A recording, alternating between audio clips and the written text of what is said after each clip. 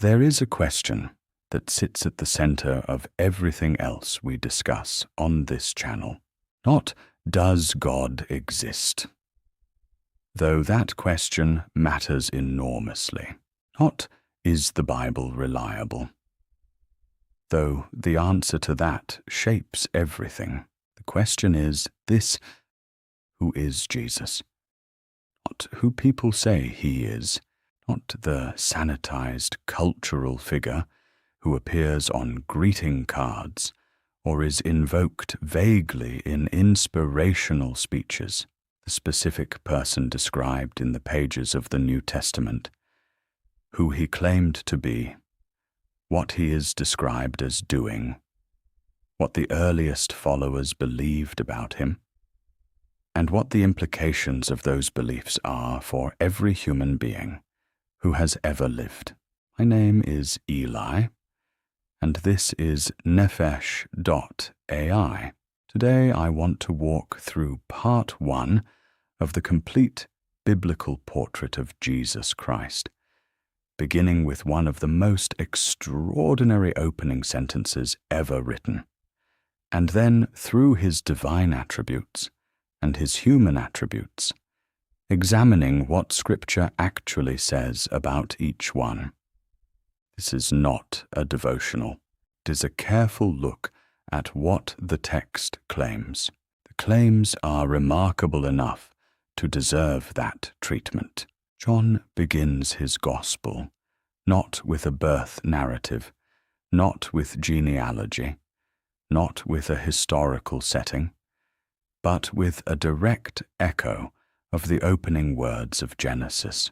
In the beginning, he is making a deliberate, unmistakable statement. What I am about to tell you is not the story of an extraordinary human being. It is the continuation of the creation narrative, the same word that was present at the foundation of the cosmos has entered human history in a specific body, at a specific time, in a specific place. The Greek word John uses is logos, the word. In Greek philosophy, the logos was the rational principle underlying all of reality, the logic of the universe, the ground of intelligibility. John appropriates that concept and makes the most audacious claim in the history of ideas. The Logos is personal. The Logos is with God. And the Logos is God, not a god, not a divine being of lesser rank. The definite identification of the Word with the God of Israel. John begins his gospel not with a birth narrative, not with genealogy, not with a historical setting, but with a direct echo of the opening words of Genesis. In the beginning, he is making a deliberate, unmistakable statement. What I am about to tell you is not the story of an extraordinary human being. It is the continuation of the creation narrative, the same word that was present at the foundation of the cosmos has entered human history in a specific body, at a specific time, in a specific place. The Greek word John uses is logos, the word. In Greek philosophy, the logos was the rational principle underlying all of reality, the logic of the universe, the ground of intelligibility. John appropriates that concept and makes the most audacious claim in the history of ideas. The Logos is personal. The Logos is with God. And the Logos is God, not a god, not a divine being of lesser rank. The definite identification of the Word with the God of Israel. The first divine attribute, omniscience, is the complete and perfect knowledge of all things. For For Jesus, this is not a theological assertion, but a documented pattern throughout the Gospels. His disciples make this statement not as a theological confession, but as a response to what they have observed. Jesus demonstrating knowledge of their thoughts before they voiced them. Knowledge of events he was not present to witness. Knowledge of the heart's condition beneath the surface of what people said. He tells Nathanael what he was doing under a fig tree before they had ever met.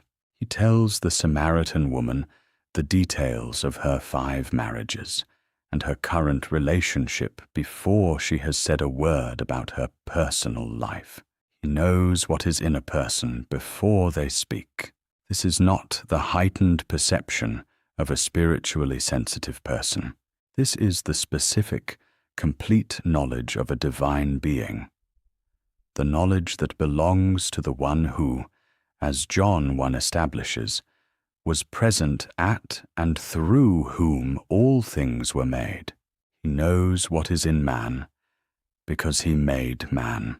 The second divine attribute is omnipotence, all power, and here the words of Jesus himself are the clearest possible statement, not some authority, not authority in the spiritual realm only, all authority in heaven and on earth simultaneously.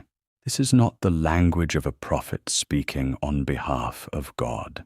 This is the language of one who possesses, in his own person, the complete power over all created reality. The gospel narratives demonstrate this power across every domain of the physical world.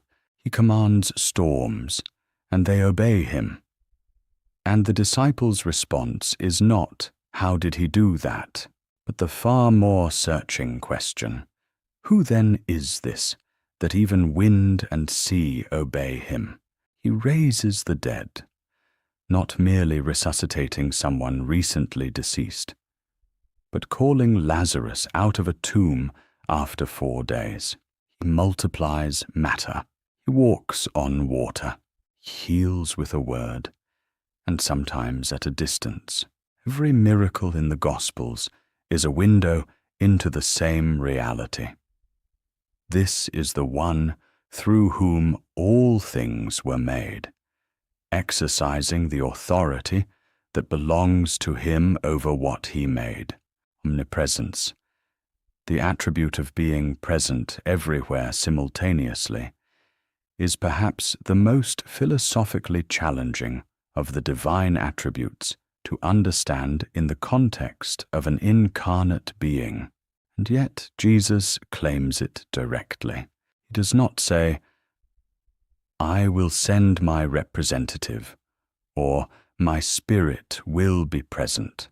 He says, there am I, present, personally, actually, wherever his people gather in his name, at any moment, in any location on earth, in any century. He does not say, I will send my representative, or my spirit will be present.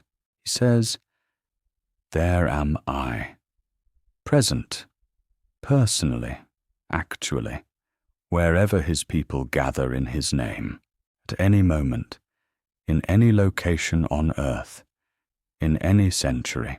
This promise, made to 11 specific disciples standing on a mountain in Galilee, is either the most extraordinary claim any human being has ever made, or it is literally true. A finite human being cannot be with a small group of disciples in the 1st century, and simultaneously with every follower in every century that follows. Only an omnipresent divine being can fulfill this promise. The early church understood it as such, and built an entire theology of presence around it. One of the most electrifying moments in the Gospel of John, occurs in a direct confrontation between Jesus and the Jewish religious leaders over the question of his identity and his relationship to Abraham. This sentence requires careful attention.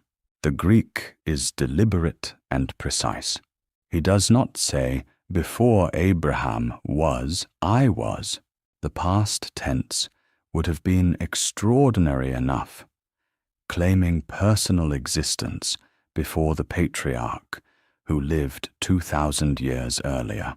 But he says, "I am," the present tense, the eternal present, the same divine name that God revealed to Moses at the burning bush.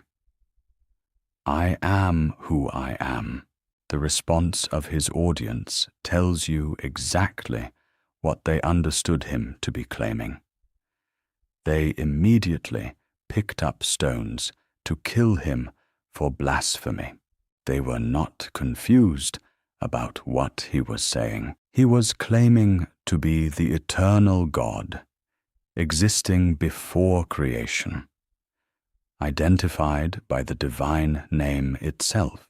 In his prayer before the crucifixion, Jesus refers to a glory he shared with the Father before the world existed, not a glory anticipated or promised. A glory already possessed, already experienced, in the eternal existence before creation. This is the pre-existent Christ, the one John 1 identified as the Word who was with God in the beginning. Immutability is the attribute of unchangeableness, and it is directly and explicitly attributed to Jesus in the New Testament. This is not a statement about Jesus' personality being consistent or his teachings being reliable across time. This is a theological claim about his essential nature, that the same Jesus who walked the roads of Galilee, who spoke with the woman at the well, who wept at Lazarus' tomb, who rose from the dead on the third day, is the same Jesus who reigns now and will reign forever. His character does not evolve. His love does not diminish. His holiness does not waver. His purposes do not shift. For the person asking whether the Jesus of the first century is relevant to their 21st century life, this attribute is the answer.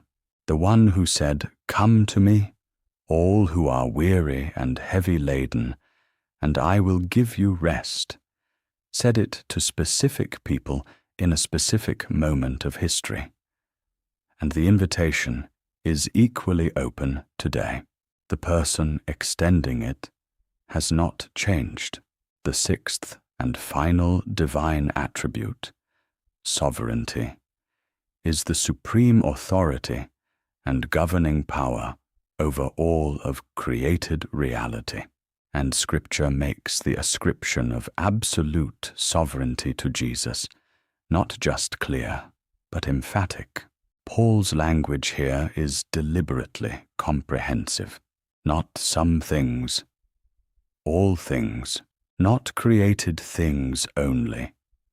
Thrones, dominions, rulers, authorities, the entire hierarchy of power, whether human or angelic, everything that exists was created through Jesus and for Jesus, and not merely created, actively sustained. In him all things hold together. The universe continues to cohere because of the continuous creative and sustaining activity of the one who made it. The book of Revelation's vision of the returning Christ carries a title that leaves no ambiguity about his position relative to every other claim to authority that has ever existed. King of Kings, above every political, national, and imperial authority, Lord of Lords, above every spiritual, angelic, and divine authority. There is nothing above him, nothing beside him, and nothing that his sovereignty does not ultimately encompass. If the divine attributes of Jesus answer the question of who he is in his eternal nature, the human and moral attributes answer a different question. What does God look like when he walks among us? What does divine character expressed through a human life actually produce? The answer the Gospels give is worth examining carefully. If this video was useful to you, subscribe and share it with someone who is asking the most important question there is. Who is Jesus? That question deserves the most careful, honest answer we can give it. See you next week.